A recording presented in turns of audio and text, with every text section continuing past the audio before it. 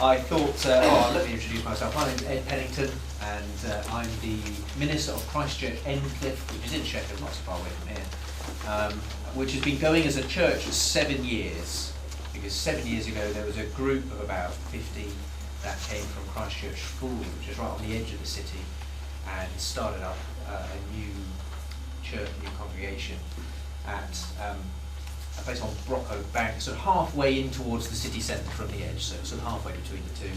And St Augustine's, which is a church that's been going since 1899, I think. None of them have been there that long. But they invited us to come and share the space with them, and they stopped their evening service so that we could have a time of day on a Sunday, and we start up an afternoon service. So we've been doing that since then. Initially they'd said, why don't we have a seminar about church planting, and then so I said, well, okay, we can do that. But then we realised, actually, there's not many churches that are in a position to do a full-scale church plant. So then we sort of thought, let's broaden it a bit to just starting up a new service as well. And that's something that we've done this year. We've sort of, there's been a little bit of a lead up to it, but this year we've started to have 2 services on Sundays. We've split, so it's now 3:30 and 6 o'clock. And so there's been quite a lot of thinking gone into that, of just doubling up our services, so I can speak a little bit about that too, and occasional glimpses back to when I was a curate near Northampton as well, and some of the stuff that went on there. But I hope that you'll be able to help me and help each other as well by bringing to bear your experiences or ideas too. And so along the way, plenty of time for us to shout out ideas, and if you've got a pen, hopefully fill up the sheets with other things to think about. There'll be some stuff on the screen. It's all the same as what's in here, so you can look at either really. But on the inside, just a couple of verses from Isaiah to begin with. Isaiah 55. As the rain and the snow come down from heaven, and do not return to it without watering the earth and making it bud and flourish, so that it yields seed for the sower and bread for the eater, so is my word that goes out from my mouth. It will not return to me empty, but will accomplish what I desire and achieve the purpose for which I sent it. Now, great words of promise and confidence, I think, from God there, that, when His word is proclaimed, it does achieve His purposes. And so when you think about new ideas, new initiatives, new things happening, if there are places where the word of God is proclaimed, I think we can be expectant, can't we? God will be at work. And hopefully that's why I decided to come to this seminar. It might have been the only one there, I don't know, but you're here now. So that's why we should think about this, isn't it? Because we know God's promise that where His word is heard, He is at work. Through His word, He'll achieve His will. And so we can expect a kind of front row seat of something pretty incredible. So if you're here because you're thinking, a new service, that sounds like something that I'd like to at least think about, great. Well done. I hope that this time will be an encouragement to you to think on about that. Or if you've already started something and it's hard, an encouragement, this is great. But also that it'll be not just encouraging, it's a good thing to think about, but useful. Now I can think a little bit more clearly about what's involved or what would be involved, or I know what to do next. And if we can help each other with that, then I think we'll have spent a good hour. But throughout, let's keep our confidence where it belongs, which is in the power of God's word as He works by His Spirit, appointed people to His Son. It's not going to be our efforts or our organisation or our energy and so we have something to do. That's not what makes a difference, is it? It's the power of God's word, as Isaiah reminds us, through His word, which accomplishes what He purposes. This is what I thought we'd do. We'll work through the sort of what, why, when and where of why we might start up something new, and then with a bit of luck we'll get on to how as well, and with hopefully with all of us taking something away that we think, I know what I'm going to do next, even if it's shred handout and forget I was here, or file handout and bring it out again in a while, or maybe they'll be, no, I know exactly what I'm going to do next, because I think it'd be a shame if we all came away from today and think, oh, that was interesting, but then we don't do anything. So we'll get on to that too. We'll start with what. Now, we've called this new services, new places. I know the word services isn't ideal because it can immediately conjure up quite a limited idea of what might be involved. And I don't want us to be constrained by the word. It's anything that sees people coming together to hear God's word proclaimed. I think that's the thing why it's different to just a relationship building outreach initiative. It's something that specifically has some content to it in terms of the gospel and seeing people hear about Christ and engage with the good news. But it could be anything. The video that we saw this morning about the Natter groups, you probably wouldn't call that a service, but it's exactly this sort of thing, isn't it? And so yes, I've said service, but it doesn't have to be. Let's think about what sort of things it could look like.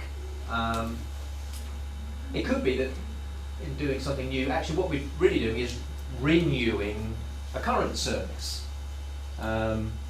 Whether that's all the time, it just needs a good old makeover, or some of the time we will do it differently. The church where I was a curate in Northampton, when I arrived, had a 6 o'clock service that about 30 people went to each week typically. About 25 of those did so kind of on sufferance, because nobody enjoyed it. It was quite a staid, formal service. We had there were 6 things that we sung, 3 traditional hymns and 3 chanted. They've all got Latin names, haven't they? There's Jubilati. After a couple of years, you sort of notice the irony of standing up to introduce the Te Deum. We used to have people standing up to sing it, casting their eyes to heaven, not in a good way. And it needed renewing. I know in a different context, maybe that service would be the bee's knees and just what you needed. It definitely wasn't there. And so, we changed it. We didn't start anything new, because there'd been a 6 o'clock service forever, and there still was. But we made it new. Actually, very gradually, we sort of phased out some of the chanted things. We kept it 1 week in the month because the choir loved it. But it sort of generally got a bit of a makeover. As I was leaving, actually, there was a group who'd started to come up with an idea of once a month doing something a bit even more radically different with that service time, and so they were doing that. So that can be one of the things that it looks like, refreshing something you do already, or it could be starting something completely new. That might be duplicate, just doubling up. So this year we've gone to 2 services. Really, what we're doing is repeating the same service again, and perhaps you've been at churches or at one where you do that in the morning. There's back-to-back kind of meetings that are pretty similar. For us, that's what we've done to try and make space. Actually, it's quite hard to do a precise duplicate. We've now got 3:30 p.m. and 6 p.m. as our service times. Well, families have to come at 3:30. That's where we run the children's groups. 6 o'clock's too late. And I've got 3 children, 12, 9 and 7, not their names, that's their although it'd be remarkable if it was, because that is how old they are. But they're passionate come 6 o'clock, so families have to come at 3:30. But broadly speaking, we try. Most of the songs are the same, not the kids' song at 6 o'clock. But we normally do a children's item. Do you have a sort of children's item? That's a sort of fairly standard thing at 3:30. Take that out, and then think, but now we've got a few minutes to play with. We can put something in, and actually that's changed the feel of. So although we kind of think of it as a repeat, it's not quite a repeat. And we're quite enjoying the versatility that having a slightly smaller group at 6, having it a bit more reflective, it is quieter, and a bit more interactive, with able to get people pitching in and evolving and making comments and things. That's been quite fun. Or it might be you're not trying to duplicate at all. It's something completely new, and you're just trying something that hasn't been tried before. And at the big end of the sort of scale of that is a sort of whole new church, whether it's sending people into a different part of the area, or perhaps particularly if you've got one of those parishes where, although the Church of England's drawn a circle around it, really it's not it's two communities or more. You know, if you ever experienced a parish where there's an A road through it, and one side of the area, you wouldn't cross over. You can't cross over easily, but it's just very different. So you might think, oh, we're going to do something new over there. So that's perhaps at the beginning. ... means I'd run out of ideas, but I'm sure you haven't. And so, what other sort of types of things? Either of you, are you thinking about, or you've seen already, or you're doing already? But it'd be great for other people to hear. And the more ideas, the more you kind of get your brain firing. I think who can throw in an idea of what it could look like? What's made your 6 o'clock service a bit? What do you do in that slot that you were doing? What do we do differently? Yes. Let me come back to that. Okay. Because I will not be deflected from getting you to come up with some ideas. Nice try. Well, I thought it was a bit of a yes. prime the pump. Completely undeveloped, but a conversation we had last week. We've got a Roma family in for a baptism, and the father said, "I work on Sundays. If you had a service at another time." Maybe a Saturday night, I could encourage all my friends and family to come to it, and it just sparks something. And we don't really, we don't cater for that part of our community, and it's growing. And there's quite a big area of different ethnicity, but still Christian and wanting something. So it's a real big area that we could start looking at. Thank you. Okay, so Saturday night service, and particularly reaching out to people who just aren't free on a Sunday. Other ideas? We have something called Cow. Oh, sorry? Cow. Yeah. It isn't an insult. Church on Wednesday. Church on Wednesday, great. And is that during the day or in the evening? Evening, yeah. In the evening, okay. And is it similar to what you do on Sunday, or is it no, it's totally different. It's quite small, up to a dozen people. Yeah. Our refreshments, Bible study, prayer, and John put the world to rights. Okay. Great, thank you. Other things? We're thinking of starting a godly play so that will work with the children coming out of school and the mums. Okay, it's sort of out of school time. Yeah, but that would be obviously school day. Yep. Yeah, we have a mother and toddler group on a Tuesday morning, which we have about 45 families attending, and that's Bible story. We have worship songs, tea, cake. Brilliant. Always a draw. Great. So, and that's interesting to hear, because some mums and toddlers groups that churches run, they're at church, but there's not much in terms of engagement with our story of faith and 2 years Jesus. ago, so it's quite good to hear. We that went you're doing back something a bit to more. it. We got rid of stories that were not biblical stories, and not songs to God. And it actually grew, and it got so big we had to have a waiting list because we realised that we exceeded fire regulations. So so it was actually got rid of all the stuff that wasn't about God, and it actually grew, which was amazing. Okay, interesting. Other things? We've seen our mother and toddler group grow. It's about 2 years since now, and we do Bible stories and a Bible-related craft.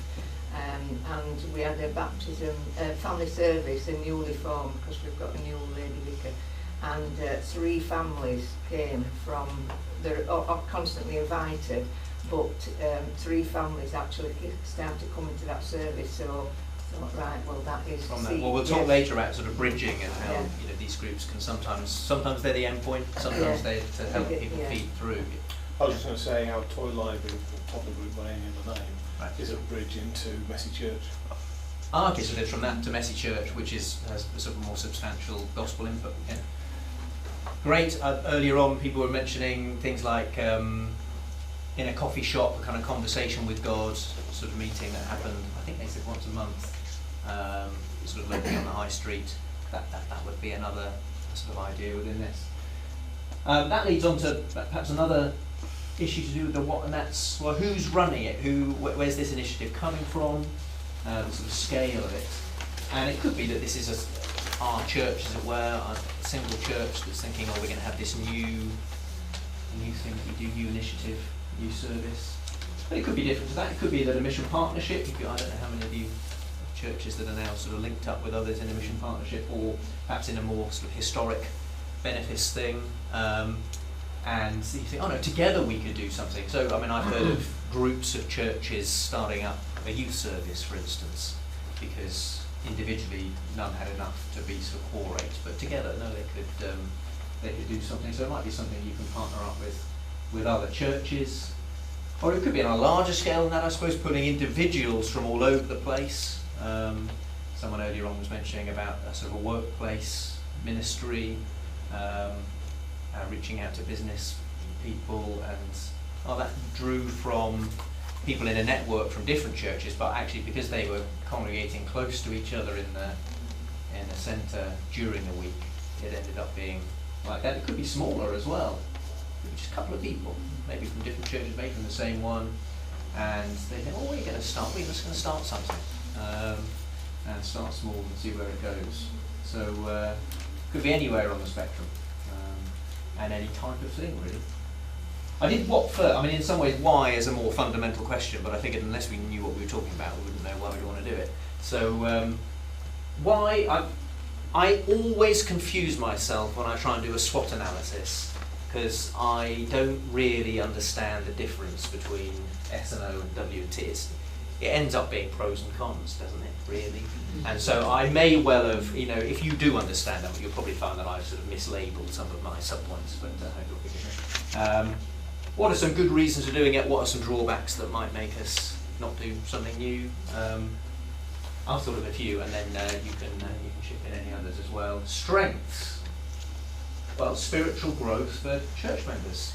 People fired up, involved, leading, serving.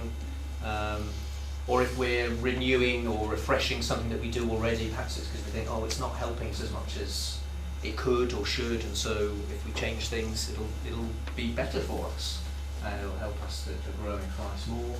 So there's that. Reaching out more effectively to others, that's perhaps the main driver for doing something new like this. Energizing the church and getting people, oh yeah, it's exciting, we're doing something together. Even those who aren't perhaps going to be part of this new initiative, they're going to carry on with what you do already, but you want them behind it and praying for it and thinking, although I'm not there on the Wednesday evening or the Saturday night or whatever it is, but I'm part of the team, and growing leaders as well. People are sort of nurtured, trained, visions to step up into these sorts of new roles. So there's some possible strengths. Weaknesses, possible divisions. One of the big things that we had to think quite carefully about when we were heading to having 2 services was that fear of, we all met together every week, and then suddenly we don't, because there's these 2 service times, concerns about what that would feel like, if people would feel cut off from others, and good things to be concerned about, because they're a sign that people value fellowship and friendship and the relationships within the church family. And so we had to think pretty carefully about how we're trying to mitigate against that and keep fostering a united sort of church and be together as one. But there are possible divisions. And that's just a practical thing about meeting in 2 places. There's also the divisions that come from, you've got most people are kind of all for and on board, but there's some people who are pretty reluctant and pretty anti, but you've decided to go ahead. How do you really kind of bring people on? Possible weakness. Another one, we've only got so much energy and time and resources, and so will other things suffer if we're sort of now focusing on this new thing? Will the things that we've already been doing be seen negatively? I think this is perhaps a dangerous thing. You're starting this new thing, it's exciting and new. And how does that leave the people who are part of the thing that you have been doing? With a not very special kind of, we need to make sure that that's not how things are heard or felt. Choice, if you start doing, we've got this thing on that day, and we've got that thing on that day, and you can come to whatever. Sometimes a choice like that can breed, I think, a self-serving, I'll go the one that I like then. Which actually is quite a damaging heart attitude when you attend church. You should be going to serve others. Think, where can I bring friends? Where can I serve the people well? give my gifts. And not that it would have to lead to a self-serving attitude, but it's a danger that you'd want to warn people against. And perhaps just the idea of heavy resistance along the way is a weakness that makes us fall at the knees before we get there. Opportunities, back to some pros, reach more people. That's the big one. There's a lady called Liz who's started coming along at our 6 o'clock service. She's a very keen sailor. I said it's sort of a funny place in the country to live if you're a keen sailor, about as far from the coast as you can be, but apparently on Derwent Reservoir there's quite a big sailing fraternity, and I mean, I don't know how good. I think she's probably very good and is being slightly humble about it, but sort of national level, always Sunday afternoon thing, and she's got a friend called Lucy who's been part of our church since we began 7 years ago. And since we started the 6 o'clock service, Lucy's invited Liz along. She started coming, actually quite regularly, and has just signed up for our next Inquirers course that we're running. And great. It's just encouraging sometimes to meet one person early on. It's quite a bit of extra effort and stuff. But here, there's someone who couldn't have come, but had a friend and had an interest, and this has just been enough to. And it's only 2 hours later as well, but it's just, she's moored by then and can start coming on. So reach more people, perhaps sparks interest, you're doing something new, it's an easy time to start talking to people about it. And in the community, there's this new thing. And so starting up a new service leads, I think, to a significant season of invitation, where you get, when you first start, if you get a bit of momentum behind it, you can be knocking on doors and putting invites through letterboxes and putting things in book bags at schools, and hopefully getting a bit of steam behind it. And then doing something new, it may in and of itself create new community links, particularly, I think we'll come back to the sort of location of where you do something, but particularly if it's somewhere new, then straight away you're forging new links. If you're doing something in the school hall, for instance, straight away, you're talking to the head and the caretaker and all the people involved there, and then you're probably going to mention it in an assembly you come in and do, and then it goes in book bags so parents know. There's an immediate extra connection. So those are some opportunities that I thought of. Some threats, confusion. Soon as we do this, on the third Wednesday of the month at 2:30, apart from when it's, after the 20th of the month, in which case it has to be at 2:45. And when I was a curate, we had normally on a Sunday we had a 9 o'clock said communion service, and then a 10:30 main service with children's groups and other things. But on the second Sunday of the month, we had an all-age services, which were 9:15 and 11, sort of back-to-back repeat. I knew when church was. I think about 5 other people kind of reliably knew when church was going to be the next day as well. But that level of complexity, and that's not even that complex. You see some church boards, and it's kind of 5th Sunday, apart from when it's been a full moon, and you can't expect people to keep track, and so it can get quite confusing if you're starting different things, knowing what you're doing. Yeah. It's a challenge if you've got a large African component in your congregation as well. Go on. Time. African time. Yeah. African time. And so having that sort of space within the day to let people roll in and out. And then I put another potential threat is the lack of bridges to the rest of church life. This comes from the point what you were saying about, you've had a few people from your toddler group come in. I think there's a problem. Suppose you started up something once a month that was a bit more, it was on a Sunday, but it was particularly thinking, let's have something a bit more outreachy, it's better, it's easy for people to come into, we'll advertise it well. And suppose it works, and people do, even in the fact that you've started it, there's a tacit admission that most Sundays, what is currently happening isn't really easy for them to come to and isn't quite hitting the spot where it should be.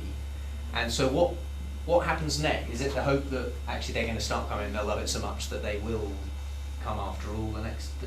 You've got to think about that. Now it might be that, and I think this is something that if something gets called a fresh expression, then it's supposed to be a a valid end point for people. That they could come to this and this could be church for them. But in that case, you've got to have it, it's got to be deep enough, frequent enough, diverse enough, we might say as well, for that to be a valid expression of church. So you need to, and if not, it's fine for it not to be, but then you need to think how are we also going to make it easy as a stepping stone onto other things, as your illustration said. Those are what I thought of as sort of possible pros and cons. I'm sure you can think of some others. People want to sort of shout out any other thoughts as to good reasons, good benefits of doing something like this, potential problems or pitfalls along the way. I was talking about threats of one church. Yeah. How do you hold on to if you've got 6 services in the week? Yeah. Where's the time where everyone's expects, let's get everyone together. It's Sunday morning at 10 o'clock or whatever, or 4 o'clock. So how do you hold on to that sense of different people in different services coming together in some way, shape or form to know that you're part of something bigger? Okay, so the multiplication of services, So where's that sense of oneness? taking away with all unity. the- Good one, thank How do you. we deal with that? This could be a threat or not. Yeah. Other thoughts on sort of these things led into? We've got a The mix. youth group just started because we ran a Tuesday group, Yes. children from school. When they got to 8-year-old, that's it, we left. So we were losing children because, they used to come with their mothers if the younger brother or sister were Yeah. there. But there were no interest. So we hope that this is going to take off, but then it's with 3 other churches. Oh, great. So in the scale thing, It's you've in done the it with a few scale of others as well. things, That's yeah. interesting. So Yeah. that, as I say, it's only just getting off the ground. Yeah. So perhaps next year we'll know how things are going. Yes. But it sounds a brilliant idea that we're not going to lose the young people that we've got. Yeah. That's interesting. I mean, it's made me think. Someone earlier on was talking about Messy Church and how, Yes. and I think it's generally been That's it, a yeah. good successful sort of thing that's waved across the country. And I think, and the rationale of Messy Church Yeah. is, this could be the church you come to. But there does reach a time when your kids are too old to Yeah. play with Play-Doh anymore. Yeah. We do Messy Church as well. And so even though you might not Yeah. think, you're at Messy Church, but also come to this other thing, Mhm. I think you do need to start planning for, okay, but no, just come to Messy Church, but what happens when your kids This is it. See, the don't want to do that 10-year-olds anymore? now, they've been doing it, 8-year-olds. The 8-year-olds have been doing it for the last 2 years. We've managed to get them a bit separated. Yeah, And they've all moved on to a new school now because they've left yeah, the junior school. But I've seen them from, being like 2-year-old, 3-year-old Yeah. coming, and I'm thinking, oh, I've lost them. yeah. You Well, having know, someone who's just joined the but team then, hopefully this is one of the things that they can start thinking about is how do we Yes. try and connect with connect them, that keep them. older children's group, or Yes. even sort of mid-aged children's group. Yeah. Helpful, thank you. Let me move on for now. I forget what time we're supposed to finish. What time we're supposed to finish? I know it's not soon. That's stuck on 2:20, so I'll get to there and then think I'm fine, sort of beyond it as well. But 2:30, is it the refreshments? 2:30. Yeah, there we go. Okay, well, we're doing pretty well. Let's move on to when. Which I mainly mean not when you'd start it, but when you'd run it. And one of the things that struck me in preparing this is actually that there's a lot of ways in which actually you're already doing some stuff, and quite well and quite significantly. I think often churches are quite good at the one-off special services in a year, and actually, if you've got people who you think, then we never persuade them to try and start something, actually being able to say, we already do a few, and they're some of our best weeks for seeing people come in and connecting with them. Oh, and Christmas is a classic example, isn't it? I don't know if you have carol services or carols by candlelight or nativity things. You probably have all of them.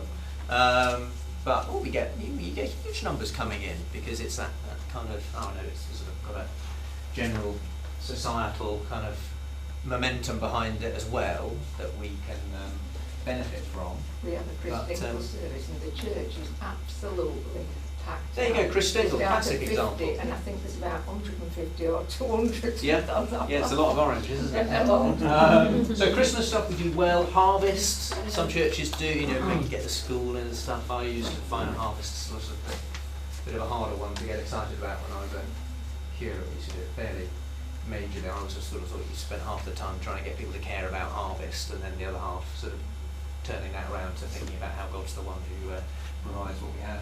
But some churches do it very well. Uniform groups, if they're scouts or guides, and you sort of get them in once, you know, might be more than once a year, might be once a term or something, but you do something special there. St Augustine's, for the building where we share the building, there's a scout group attached, and they recently actually started getting them in once a year for a service where they're particularly welcomed and invited. Parents come and people come. Mission Sunday, that's a bit more of one where perhaps thinking about the actual church family who are already there, but I know a lot of churches have a specific week in the year where they think, well, let's think about the wider world and how we want to be part of seeing the whole world reach with the gospel. And if churches have mission partners who are out in different places serving, or mission organisations that they support, that's where they get information about that sort of thing for everyone. And so there's a focus. A bereavement service, do you do that where, I think these are often midweek in my experience, but you write to people who've been bereaved in the past year normally, I would guess, and say we're doing a special service, do you want to come? And it's a helpful way to, you know, often our funeral ministries only span a week or so before and after a funeral, but of course grief and bereavement is, you know, lifelong, but certainly felt for a long time, and so it can be a very helpful way to pastorally support and connect with people again. But, I mean, there are other one-off things that We know we you do. say that around Remembrance. Remembrance Sunday, yeah, that's another classic example. And you know, if your church building happens to also have the memorial, kind of local memorial, either within it or near it, then actually it can be a very big occasion. Yes, we have a memorial just below John Ferris. Right. And the whole church troops down on there. Yeah. Great. So we're doing it already, and it might be you come away from day thinking, oh, we're not in a position to start something up as a weekly thing, but actually doing an extra couple of these big yearly things, and then getting people could be a next step, and hopefully then making extra connections. It might be though not just one-off special things, but there's regular sort of special services that are already happening. Messy Church, kind of classic example of that. The kind of X Sunday of the month model, or when it is a fifth Sunday is always a, you know, where you think, oh, you know, Brunch service. fifth Sunday, there aren't that many, are there? Anything? Well, there are a few actually, you know, but you know, churches sort of think, oh, we'll do something different. I think it's a shame if you make your fifth Sunday one into your kind of matins, kind of really old school. I make it the one that is a bit, oh, let's experiment and try something a bit different. But or it might be the first Sunday of the month is your all-age service, or it's a bit different. You know, there are problems involved with it, but I think a lot of churches are already doing that. All-age services, sometimes that is an next Sunday of the month one, isn't it, where it's a family service, but sometimes it's, every now and then we have a particular family service. We've been trying a family communion on that fifth Sunday. Family communion fifth Sunday, to there you make go, it yeah. simple for, and Yeah. you know, and where children are involved in bread and wine, giving Yeah. bread and wine. Right. Again, I mean, the confusion point can come in again, because how does, you know, does someone who just happens to live nearby think to themselves, oh, it's the 29th, hang on a minute, 29th, there's more than 28, oh, it's the fifth Sunday then, so, oh, in that case it's, but it just shows that, yeah, there's a lot that's already going on that's like this. What could the next thing be? Well, it's up to you, we've had loads of ideas already. How often would you do it? That's an interesting question. There are some things which naturally lend themselves to being, or you do it once a year.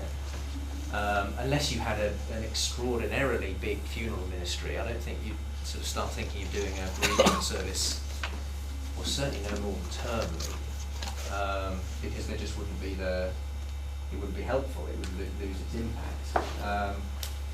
I've never tried to do anything fortnightly. I remember once one of my lecturers at college, when I was at theological college, said fortnightly is the deadliest frequency to try and start something, because it's still confusing. Was it on this week or not? I don't know. I didn't go last week, but was that because I couldn't make it or because it wasn't on? And so it's still difficult, but so you don't get all the benefits that you would from doing it regularly, and you still do get some of the disadvantages. I don't know if that's true, but I remember him saying it, so I've never tried.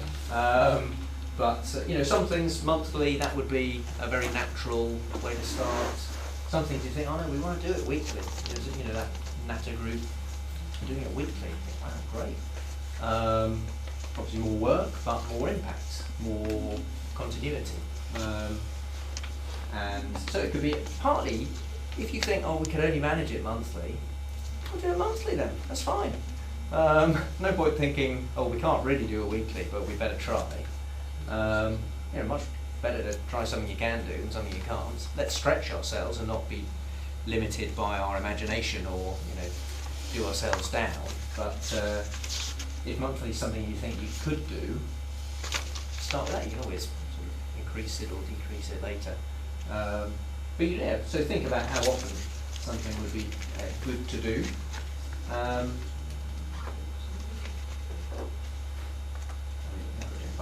Where would you do it? You can either do it in if you've got a church building or a church hall, in your space where you currently do stuff, or you could do it somewhere else. Fairly obvious options, and I think there's sort of probably pros and cons with each. And so I'll take you through what I thought of, and then you can add to the list. Advantage of doing it at church, well, it's probably less work. Sort of set up and things, because you've got the keys already, and it's you know the space, and you can do it. If you want to use it as a bridge into Sundays, that's probably easy because it's all come back here, and people are getting used to the place where you'd love them to come next, or you're inviting them to. It's cheap, probably. Most places are going to need to pay them. I mean, sometimes it can be so expensive to heat your building that you're better off to go and hire a coffee shop somewhere, but. Probably cheaper. You'd certainly hope permission for doing it is guaranteed if it's where you are, and if not, then get someone in to come and knock some heads together. So you could do it there. So you're thinking, oh, we've got an idea. At least well, we could do it at church. I'm not sure if we'll get permission at the school or at the coffee place or at the other venue, but at least it's always a fallback, isn't it? Advantage of doing it somewhere different. Well, it creates new links with people just doing it somewhere else. Generates just new contacts and new people who perhaps would be the sort of people you're trying to reach. There's probably a greater versatility in the space. Most of our church buildings are fairly structured and restricted, not always the case. I think certainly though, doing it somewhere new almost forces you to have new ideas about the way that you would run things, or the way you'd set out a room, or where people would sit, and it's easy to just get quickly constrained without even realising it by being somewhere familiar. But I think for me this next point is probably the main one, and that is doing it somewhere new it embodies us reaching out and going out to try and reach people in where they are, and so there's an advantage there. And with a question mark, perhaps it's less intimidating for people to come into a setting that they're already comfortable with. Not necessarily the case. If you think, oh, let's have we'll book out a coffee shop, we'll put people around tables, we'll have conversations, we'll have, a thought for the day thing in the middle, we'll have a question that people can chat about. That might be great for some people. That's going to be familiar, relational, easy. There's some people though who quite like slipping into the back of church, sitting on the back pew and then slipping out, because that's less intimidating, because they're not faced with, hello, how are you? And so, people get intimidated by different things, but it might be warmer in both senses. So there you go. You see I've left the seesaw evenly balanced. Anyone want to add some things to either circle that would tip it one way or the other? can you think of? Yes. We've been doing our message church in the local school, Yeah. and that's been fantastic. And it's surprising just how open the schools are to us Yeah. actually going and doing things in Yeah. there. That's led to us invites for assembly as well. Yeah. Parents talking about baptism, and the kids and the families that come to message church would never ever come if it was actually at the church. So it's Yeah. been amazing for us. Great story. So you see, just new links, different people, easier. So the lesson, so all of those points, isn't it? But then also making new links. That sounds great. And when do you run it? When do you do it? Monday after school, straight after school. Okay, so you have to go in and quickly kind It's of. hard work because we have to Yeah. take all the stuff down there, then we have to pack it all away and take it away. And Yeah. cooking is also quite difficult. So we do get to use the school kitchen, but we have to Right. leave it exactly as we found Yeah. it, so the cook lady doesn't get cross with us afterwards. But, Oh, well done. but it's Sounds good. great. It's really, really Yeah. good. Yeah. Other ideas for pros and cons? Yeah. Linking into that, the school, so going into a school, you've got a ready-made group of people that you might not normally Yeah. get into contact with. So it's creating new links, but it's Yeah. sort of like having that ready-made audience that you can go in and try and gather your new congregation from. Great. I think if you need to convince people about the value of new venues, what we did as a church was we had to move out Yeah. during the reordering, and the sense of discomfort of worshipping in a secular space really upset quite a few people, and it gave a perfect example of how unchurched people feel coming into a church. Okay. It's an unfamiliar space that you're not comfortable with. Yeah. So actually taking the whole church out into a new venue as an experience, makes you think differently, but also opens people up to, if this is how you feel here, how do people feel coming into church? Yeah. And it might change the whole perspective on welcome and hospitality. Great, thank you. That's interesting to hear.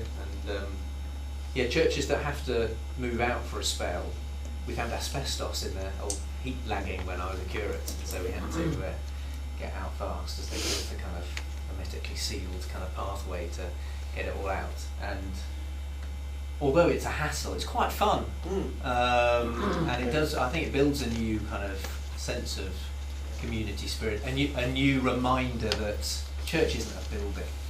The ladies, And it's people. the ladies' comment about carting stuff about, you very quickly come to realise what worship needs and what it doesn't. Yes. Yes. A couple of years of our heating died, Yeah. and wonderfully we got a church hall.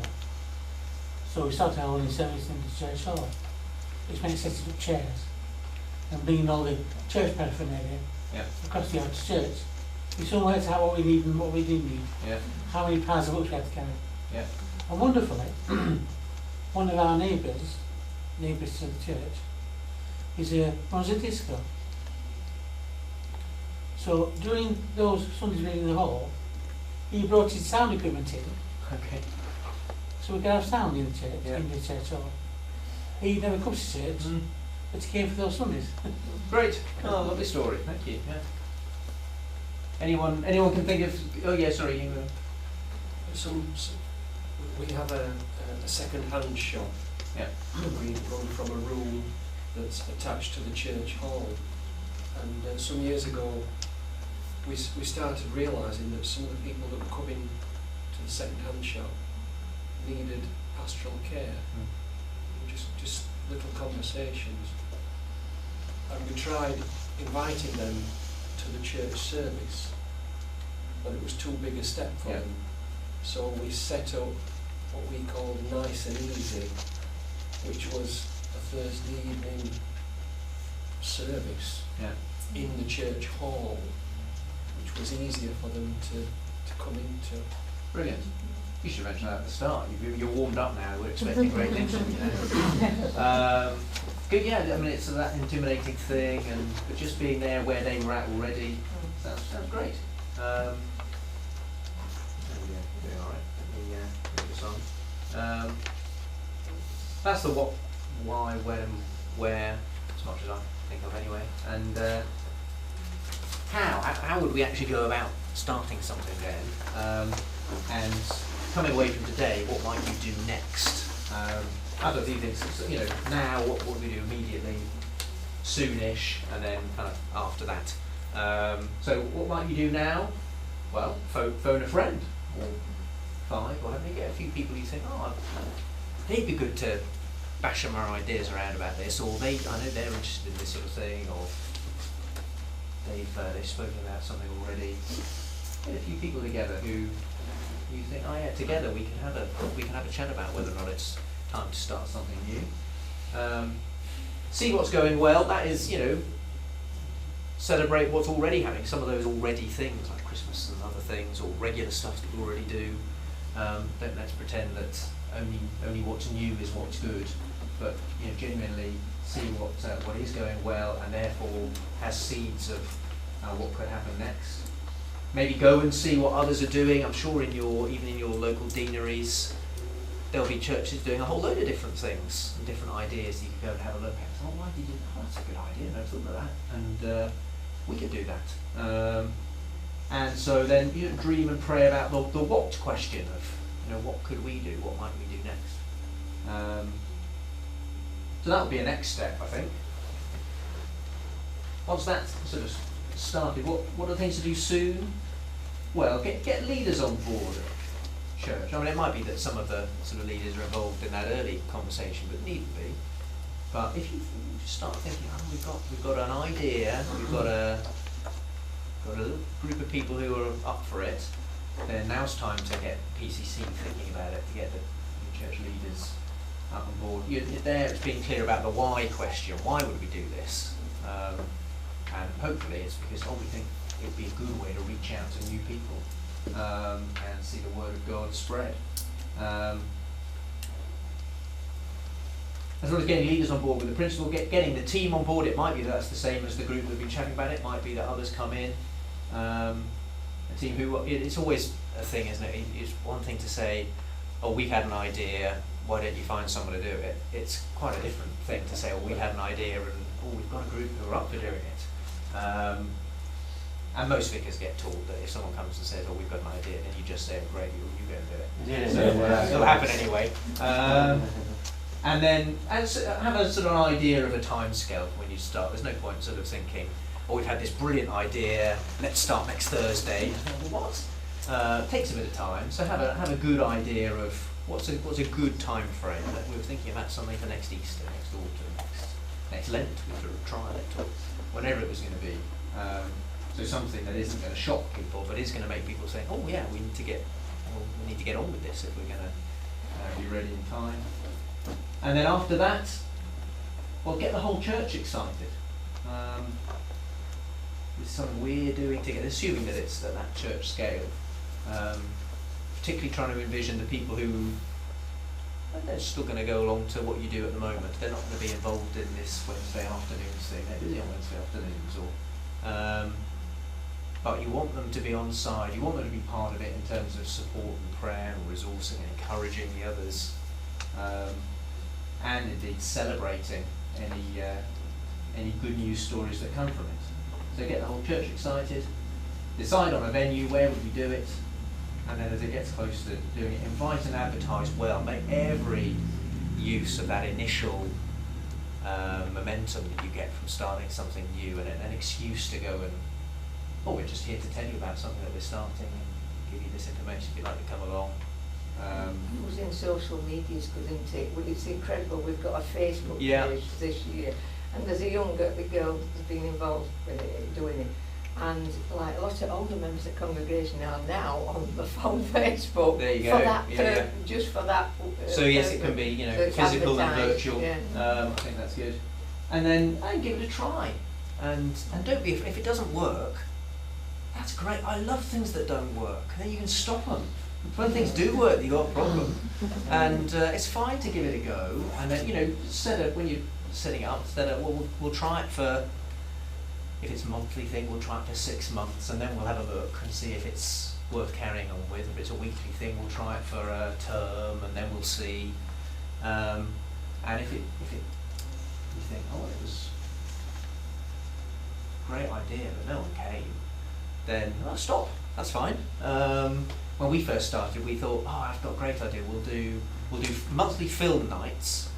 We'll put film on the big screen and show a film that was popular when it came out, and then have a talk about it, and then Still, when I said it sounds like a great idea, no one came, or not no one. 2 people came, and the 8 people who were kind of helping organise it, they had to come, so they were there. So it kind of limped through a few times, and then after a while, I said it's fine. It was my idea. I thought it was a great idea.